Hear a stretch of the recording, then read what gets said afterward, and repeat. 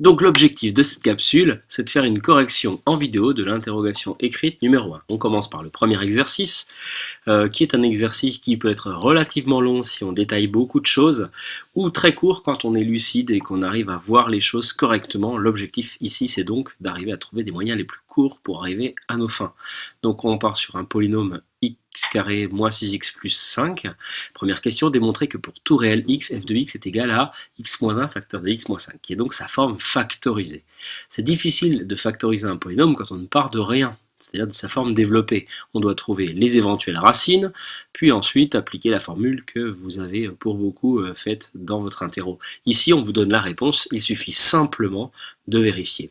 Avec la petite nuance suivante quand même dans cette première question, c'est qu'on ne peut pas écrire f de x dès le départ.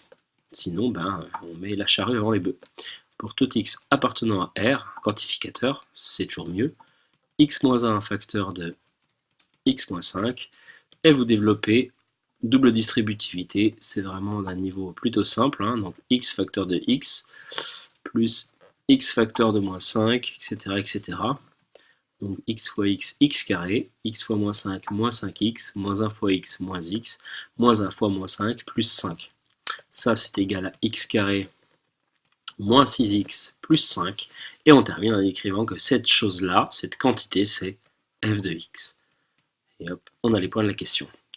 On enchaîne. Forme canonique. Stop les formules qui ne servent à rien. La forme canonique, c'est fait pour faire ressortir les abscisses des extrémums et les extrémums en question d'un polynôme. Donc, pour travailler ceci, on va partir de notre forme développée, x carré moins 6x plus 5, égale à, alors le a c'est 1, donc il n'y a pas à factoriser, on va directement essayer de retrouver une identité remarquable, laquelle il y a un moins, donc forcément la deuxième. On sait également que le premier nombre cx est le deuxième. Alors là on est en présence de 1 carré moins 2ab, donc le 2ab c'est moins 6x, ce qui fait que votre b ça va être la moitié, 3. On vérifie. Quand on développe ça, ça fait x au carré, moins 2 fois x fois 3, c'est-à-dire moins 6x, tout va bien.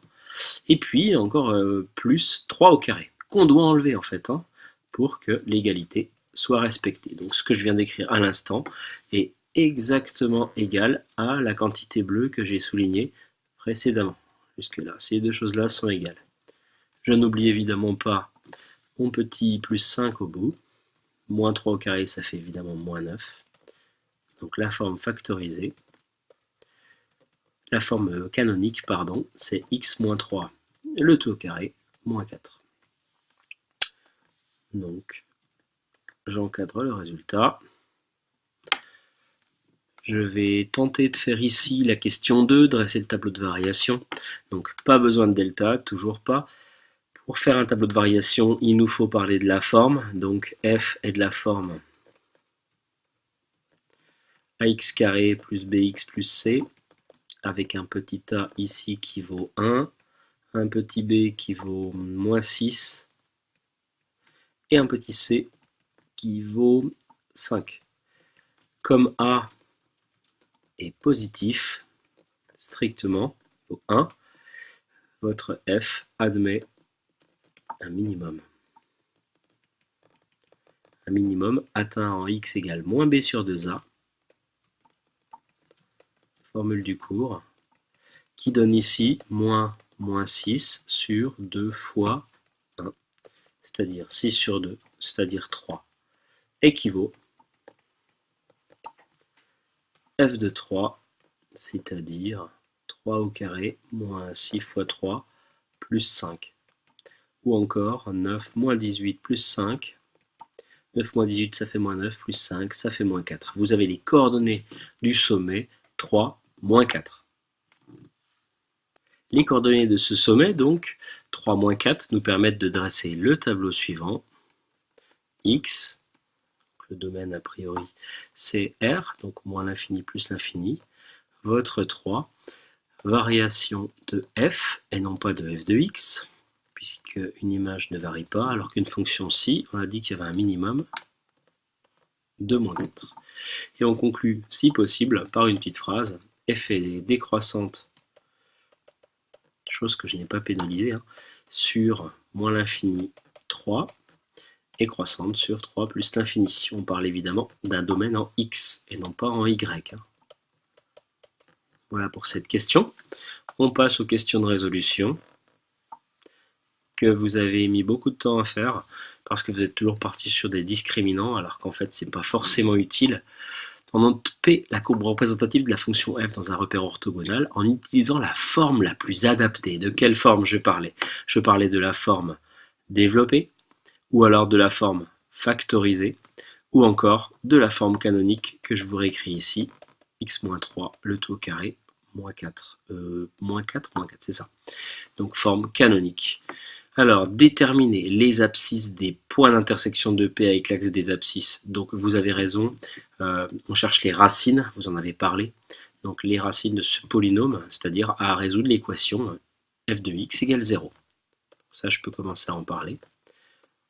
On cherche à résoudre f de x égale 0. Sauf que, qu'est-ce qu'on utilise comme forme? On pourrait partir là-dessus et utiliser le delta, mais on a directement ici une forme factorisée. Donc on va écrire que ça, c'est équivaut à x-1 facteur de x-5 égale 0. Règle du produit nul. On a directement les racines qui tombent. On utilise le delta quand on n'a pas de forme factorisée. Quand on a la chance d'avoir une forme factorisée, le delta est vraiment superflu. D'après la règle du produit nul, x-1 égale 0 ou x-5 égale 0. C'est-à-dire x égale 1 ou x égale 5. On vous demandait les abscisses des points d'intersection, on vient de les donner. X égale 1 ou x égale 5. Question B. Résoudre dans R f de x égale moins 4. On pourrait faire comme précédemment, écrire f de x égale moins 4, passer le moins 4 de l'autre côté, ça ferait plus 4, donc au final x carré moins 6x plus 9 égale 0, mais encore une fois, c'est une perte de temps, même si ça fonctionne, on a déjà du moins 4 dans cette expression. Donc résoudre f de x égale moins 4, ça revient en utilisant la forme canonique à résoudre x moins 3 au carré, moins 4 égale moins 4. On a moins 4 de chaque côté, donc quand vous passez le moins 4 de l'autre côté, ça fait plus 4. Donc cette équation est équivalente à x moins 3 au carré égale 0. Et quand est-ce qu'un carré est nul? Quand la valeur elle-même est nulle. Donc directement, x égale 3. Terminé. Par contre ici en revanche on vous demande de résoudre, donc on attend un ensemble solution S égale 3. Que je n'ai pas toujours vu sur vos copies. On pouvait également utiliser l'argument qui consiste à dire que moins 4 est le minimum de la fonction. Ce minimum est atteint en un seul point qu'on a trouvé précédemment et qui vaut 3. Ça c'est un argument totalement valide. Mais il fallait parler de minimum quand même. Je finis avec la question C. Résoudre dans R l'équation f de x égale 5. Pareil, hein, on peut partir de celle-là, pourquoi pas. Et là on voit que c'est plutôt malin. Puisque f de x égale 5, ça équivaut à x carré moins 6x plus 5 égale 5. Je passe le 5 de l'autre côté, en fait les 5 s'annulent. On se retrouve avec x carré moins 6x égale 0. Et là, vous dégainez encore delta, en tout cas un certain nombre d'entre vous, c'est vraiment inutile.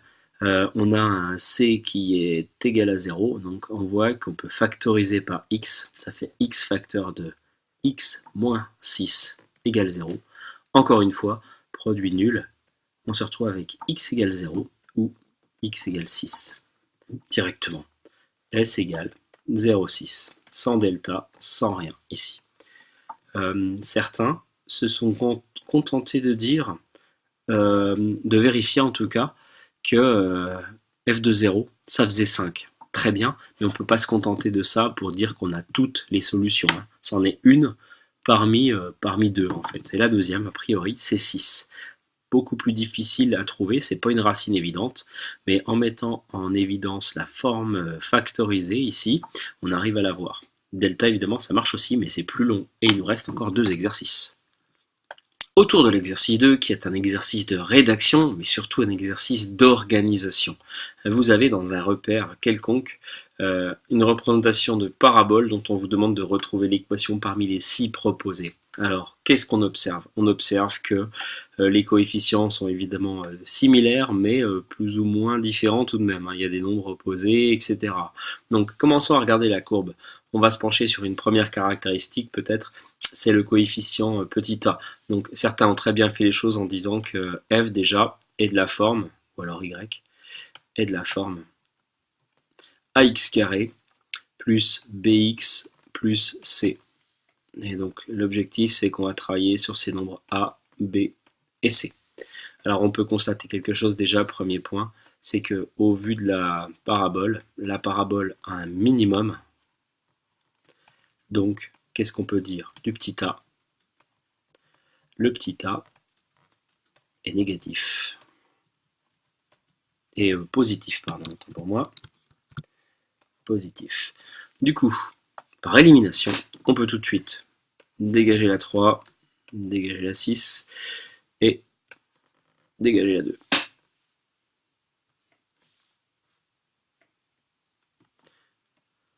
On élimine 2, 3 et 6. Donc ça c'est pour le petit a.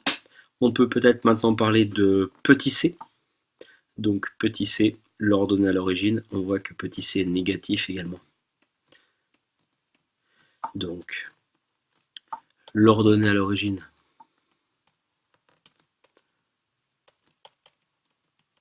petit c est strictement négative.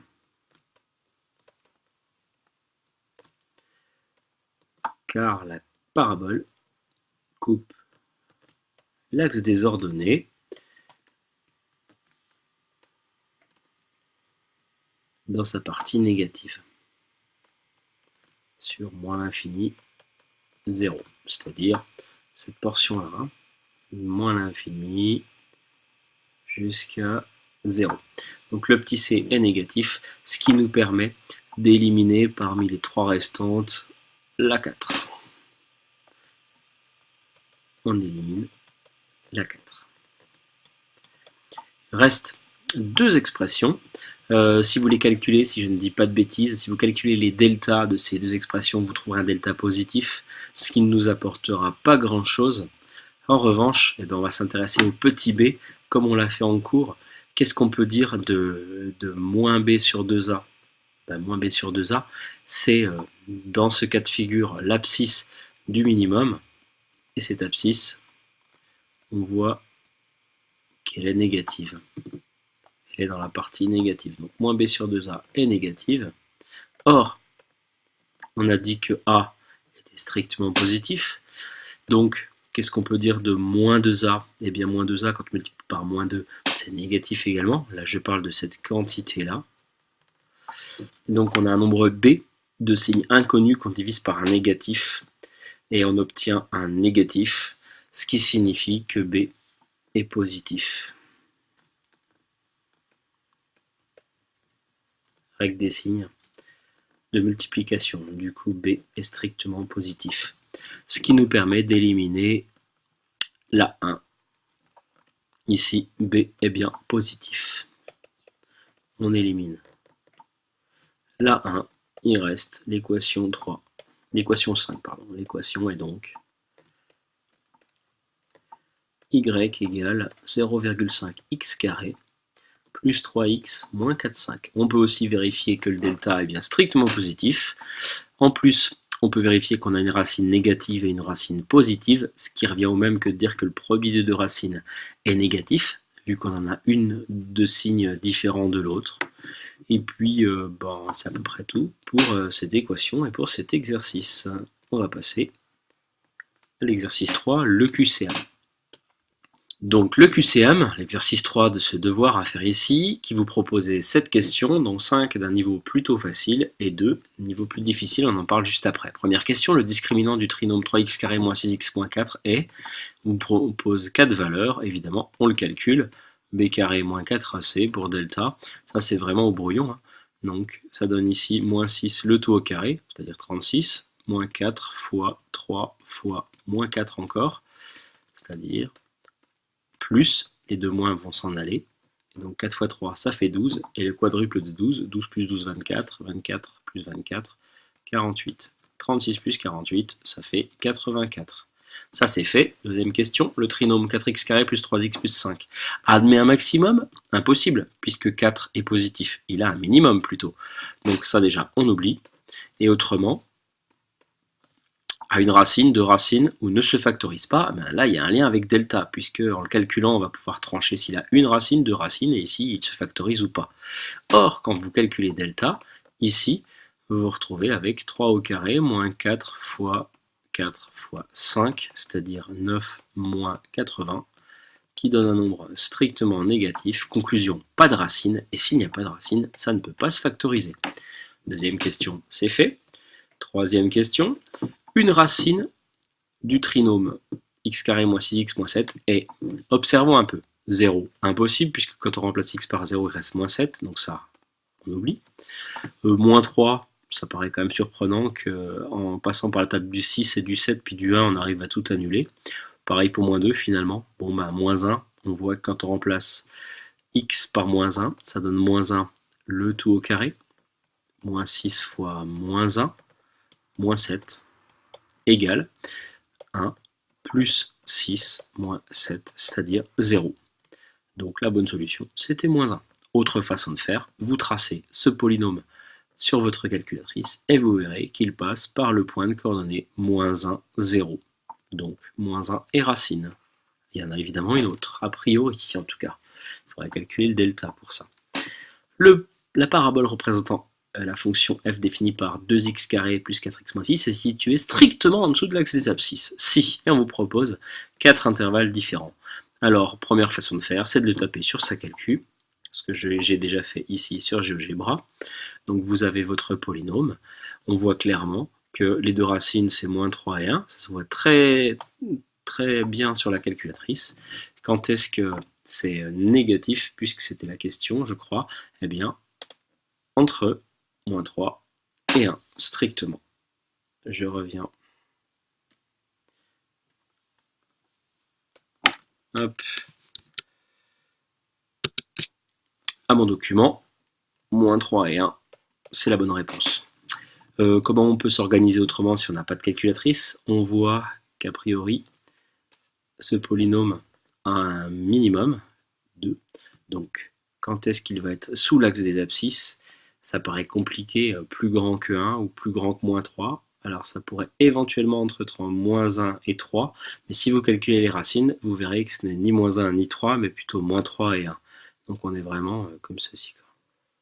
Donc, c'est la partie-là qui va nous intéresser. Voilà pour cette question. La suivante, le sommet de la parabole, moins x carré plus 2x moins 2. Qu'est-ce que c'est? Je commence par calculer moins b sur 2a, pourquoi pas? Ça fait moins 2 sur 2 fois moins 1, c'est-à-dire moins 2 sur moins 2, c'est-à-dire 1. Donc déjà, ça éliminé, ça aussi. Et après, on calcule f, ou plutôt g de 1, moins 1 au carré, plus 2 fois 1, moins 2. Ça fait moins 1 plus 2 moins 2. 2 moins 2, ça s'annule, il reste moins 1. Conclusion, la bonne réponse, c'est le point de coordonnées 1 et moins 1. Autre façon de faire encore, on trace ça sur sa calcul et on constate que le sommet, c'est 1, moins 1. Les deux dernières questions sont donc plus difficiles, on passe sur la 6.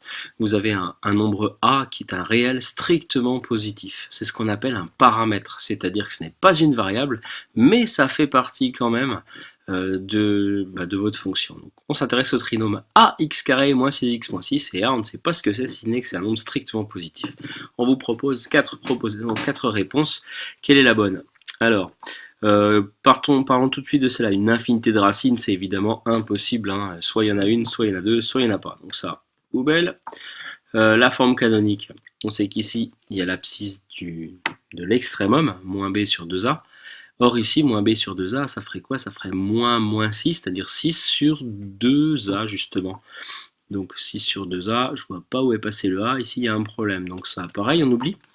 On va rester sur ces deux choses-là. Alors on peut remplacer a par 10, ça fait 10x carré moins 6x moins 6, et vérifier que moins 1,5 n'est pas racine. Donc, par élimination, c'est la dernière. Quand même, deux racines distinctes, ça veut dire delta strictement positif. Calculons-le, ce fameux delta. B carré, ça fait moins 6 le tout au carré, moins 4 fois a. Ben, a ici, c'est a, justement, donc on le laisse, fois moins 6. On se retrouve avec 36. Moins par moins, ça fait plus. Donc 36 plus 6 fois 4, 24a. Et on ne peut rien faire de plus. Tout va dépendre de votre paramètre a. Si a vaut 10, comme ici, on peut calculer le delta. Si a vaut 5, ça fait un nouveau delta. Un paramètre, c'est ça. C'est quelque chose de variable. En revanche, on peut quand même dire quelque chose, sachant que a est strictement positif. 24a va être strictement positif lui aussi. Et puis quand on rajoute 36, c'est bien sûr strictement plus grand que 36 même. Donc tout ça, c'est strictement positif, ce qui implique qu'il y a deux racines distinctes, même si on ne les calcule pas. Donc c'était la bonne réponse, que vous êtes quand même pas mal à avoir trouvé. La dernière question, la 7, qui est encore plus délicate, même si en posant calmement les choses, on s'en sort. On s'intéresse à une fonction polynôme ax carré plus bx plus c. On note P sa courbe représentative dans un repère orthonormé, et on vous demande quelle proposition est fausse. Alors, prenons-les un par un. Si le produit de A fois C est strictement négatif, on vous dit P rencontre l'axe des abscisses en deux points distincts, c'est-à-dire qu'a priori, ça veut dire que delta est strictement positif. Or, que vaut delta ici?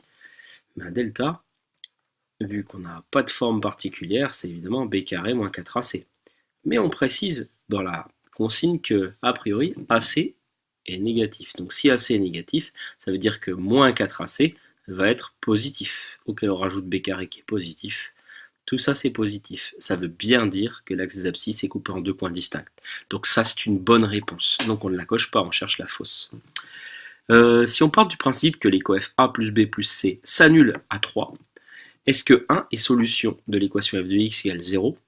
Eh bien si je calcule f de 1, qu'est-ce que ça donne? Ça fait A fois 1 au carré plus B fois 1 plus C.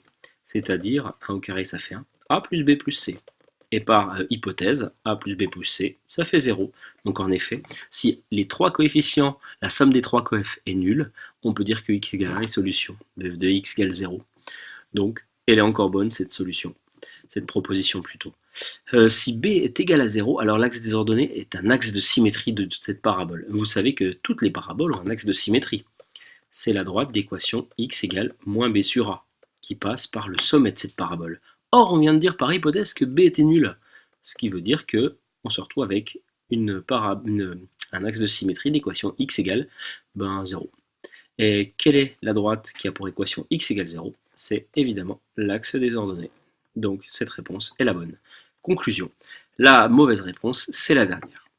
Quelques explications quand même. Si B est nul, le trinôme a deux racines opposées. C'est pas forcément vrai. Alors on va s'intéresser à delta ici. Même pas en fait. Parce que si B est nul, on se retrouve avec une équation du type f de x égale ax carré plus c. Pas besoin de delta pour ça, vu qu'il n'y a pas de B. Comment on fait pour résoudre f de x égale 0? Dans ce cas-là, c'est-à-dire comment on fait pour trouver les racines, eh bien on passe tout de l'autre côté, ça fait ax carré égale moins c, ou encore x carré égale moins c sur a. A est bien non nul, c'est précisé ici. Or, quand est-ce qu'on aura deux racines opposées? Eh bien, on aura deux racines opposées quand les nombres c et les nombres a seront un peu particuliers. Imaginez par exemple que c est nul, ça nulle part c'est précisé. Bah, si c est nul, déjà il n'y a qu'une racine, donc déjà c'est faux, il n'y en aura pas deux opposés. En plus, si c et a sont de même signe, par exemple deux positifs ou deux négatifs, et ben c sur a ça sera positif avec le moins négatif. Donc x carré ne peut pas être égal à un négatif. Donc il n'y aura pas de solution. Si c et a sont de signes identiques, il n'y a pas de solution. Et puis si c et a sont de signes contraires, un négatif et un positif, on se retrouve avec un moins c sur a positif, donc dans ce cas-là, on aura vraiment deux racines. Et en plus, qui seront opposées. On aura la racine de celle-là, et puis le moins la racine de celle-là. Donc, cette phrase, elle est seulement juste quand C et A sont de signes contraires, si je ne dis pas de bêtises. Mais en tout cas, il suffit de prendre, par exemple, contre-exemple, C égale 0, et puis on n'en parle plus. Si c est égal à 0, x carré est égal à 0, donc x est égal à 0, il y a une seule solution, pas deux. Donc cette réponse est fausse. Voilà pour ce contrôle.